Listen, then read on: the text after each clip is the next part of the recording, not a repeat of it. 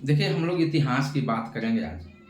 और ये सभी कॉम्पिटिटिव है एग्ज़ामों के लिए आवश्यक हो जाएँगे।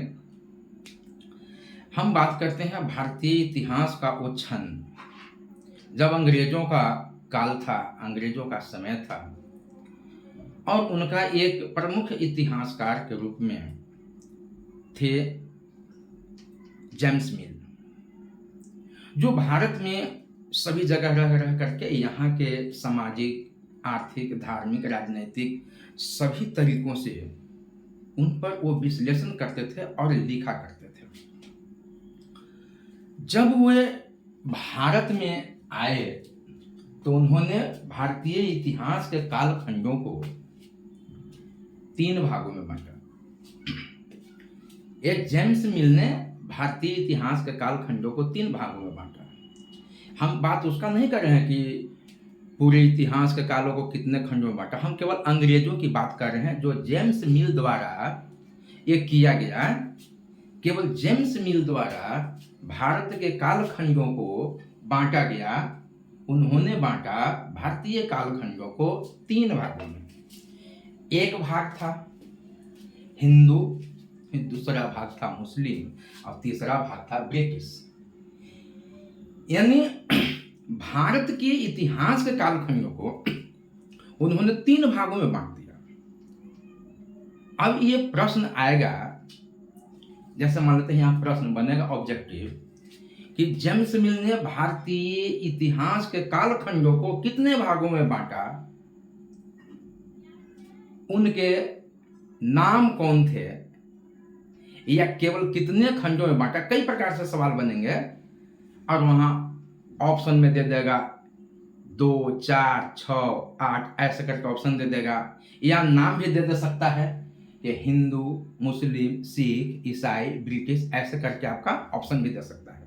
तो देखिए, ऑब्जेक्टिव टाइप क्वेश्चन को सब्जेक्टिव से निकालने का आप तरीका भी सीखते चलेंगे, साथ साथ आसान हो जाएगा और किताबों से आप घर पर बैठ करके आप उसको निकालेंगे ऑब्जेक्टिव टाइप क्वेश्चन को। तो हम बात कर रहे थे क्या चीज कि जेम्स मिल जो थे भारत के कालखंडों के माने अंग्रेजों के समय का 3 भागों में बांटा उन्होंने जब आए थे यहाँ, तो हिंदू, मुस्लिम और ब्रिटिश। अब जेम्स मिल को ऐसा मानना था जेम्स मिल को ऐसा मानना था कि भारत में ऐसी स्थिति है, सामाजिक रूप से देखा जाए, सांस्कृतिक रूप से देखा जाए, आर्थिक रूप से देखा जाए, तो उनको ये नहीं जचता था कि ये लोग सरवाइव कर पाएंगे, आगे की ओर बढ़ पाएंगे। उनको ऐसा लगता था, जेम्स मिल को ऐसा लगता था। उन्होंने दावा किया कि जब तक भारत में यूरोप के द्वारा जो यूरोपों में जो किए जाते हैं, यूरोपों में जो अपनाए जाते हैं, यूरोप का रीति रिवाज हो, यूरोप की कला हो, यूरोप की आपका संस्था हो, यूरोप का कानून हो, उनको ऐसा मानना था कि जब तक यहाँ भारत में उसको लागू नहीं किया जाएगा तो इनका उत्थान नहीं होगा। उनका सोच ऐसा था।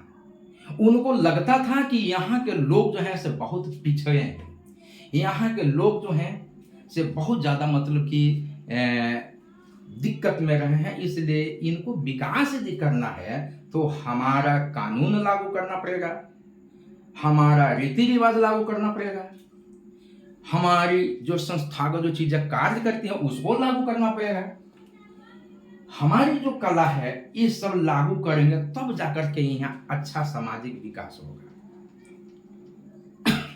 अब सवाल उठता है कि उनको ऐसा क्यों मानना था। तो पहले ही बताए हैं कि भारत में वो रह करके सभी जगह वो खोजा करते थे कि यहाँ का सामाजिक स्थिति क्या है, धार्मिक स्थिति क्या है, रीति रिवाज कैसी है। तो उन्होंने विश्लेषण किया और उन्होंने सोचा और उनका मानना था कि यूरोप के तुलना में, केवल भारत की बात नहीं किया उन्होंने कहा कि यूरोप के तुलना में जितने भी एशियाई देश हैं, जितने भी एशियाई देश हैं, एशिया देश का जितनी भी समाज हैं, उनका स्तर नीचा है। क्या उन्होंने कहा? उन्होंने कहा कि एशियाई जितने भी देश हैं, उनका जीवन शैली, उनका रीति रिवाज, रहन सहन जितना भी है, वो सब क्या है, यूरोप की तुलना में निचले स्तर का है। उनका ऐसा मानना था। वो भारत में आने से पहले उन्होंने आकलन किया कि अंग्रेज जब भारत में नहीं आए थे, किसने कहा? जेम्स मिल ने। उनका मानना था कि जब हम लोग यानी अंग्रेज जब यहाँ भारत में नहीं आए थे तो भारत की स्थिति क्या थी, भारत की कंडीशन क्या थी। तो उनका मानना था कि धार्मिक रूप से भारत में, असहिष्णुता रूप से भारत में, जातिगत रूप से भारत में, अंधविश्वास में और सामाजिक रूप से यहाँ का जो जीवन था तहस नहस था। उनका ऐसा मानना था। उनका मानना था कि जब तक हम नहीं आए, मतलब कि जब तक अंग्रेज नहीं आए हम भारत में, तो यहाँ का कंडीशन एकदम खराब था। क्या खराब था? धार्मिक रूप से वो लोग जो थे माने एक नहीं थे, कई थे, एक दूसरे पर वर्चस्व का अपनाया जाता था। तो उनको ऐसा मानना था। असहिष्णुता कहने का मतलब ये क्या है?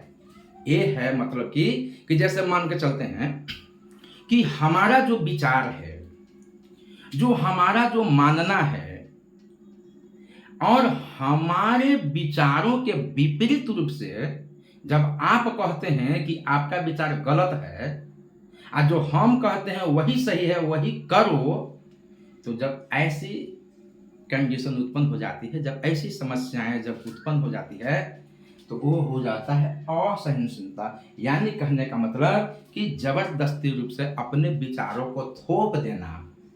तो जेम्स मिल को ऐसा लगता था कि लोग का स्थिति कंडीशन ऐसी है कि लोगों को शोषण किया जाता है। यहाँ अधिकांश जो लोग हैं उनका शोषण किया जाता है, जातिगत रूप से देखे, धार्मिक रूप से देखे, ऊंचा नीचा देखा जाता है यहाँ।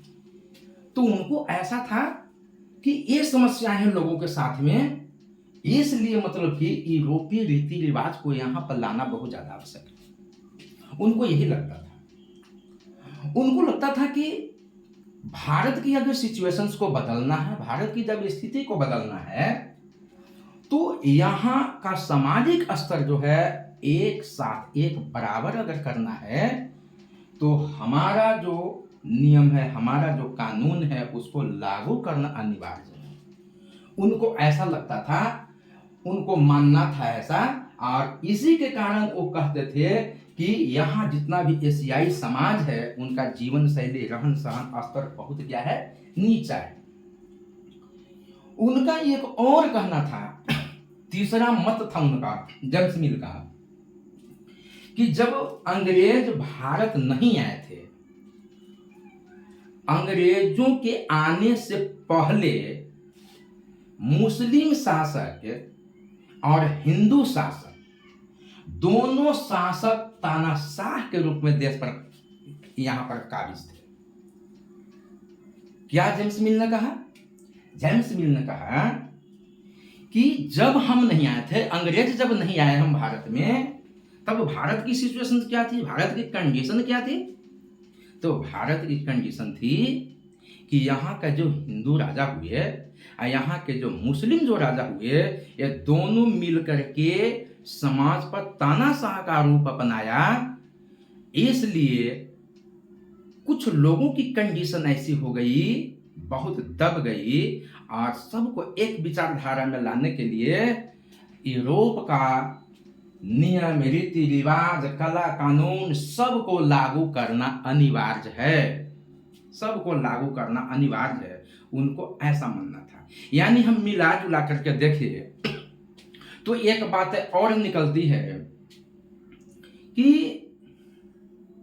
जेम्स मिल ने कहीं ना कहीं पर और बातें ठीक बोली, लेकिन एक चीज उनका जोड़ देता है कि वो हमेशा अंग्रेजों को भारत पर ही नहीं, एशियाई देशों पर अपना श्रेष्ठता कायम करने का यहाँ पर उन्होंने उनके विचारों से ऐसा मालूम पड़ता है।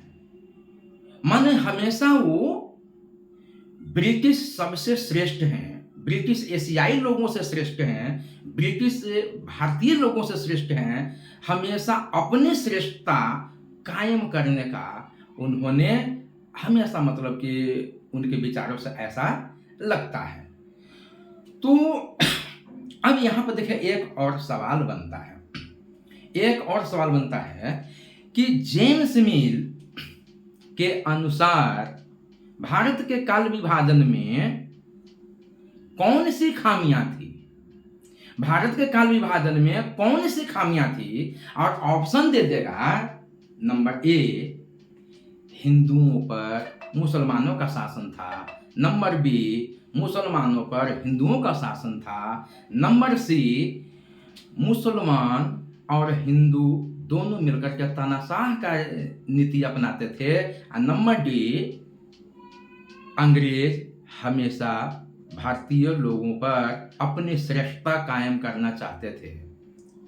तो आंसर हो जाएगा, ये दोष क्या था इसमें, मूल दोष क्या था, कि जेम्स मिल हमेशा ही भारतीयों पर अपनी अंग्रेजों की श्रेष्ठता कायम करना चाहते थे। आंसर हो जाएगा डी। तो इस प्रकार से आप प्रश्न को इसको बना सकते हैं बढ़िया से, और प्रश्न को बना करके ऑब्जेक्टिव टाइप जब क्वेश्चन निकालेंगे तो निश्चित रूप से आपको अच्छा लगेगा, और पढ़ाई में मन भी लगेगा, और आपके लक्ष्य को भी प्राप्ति हो जाएगी।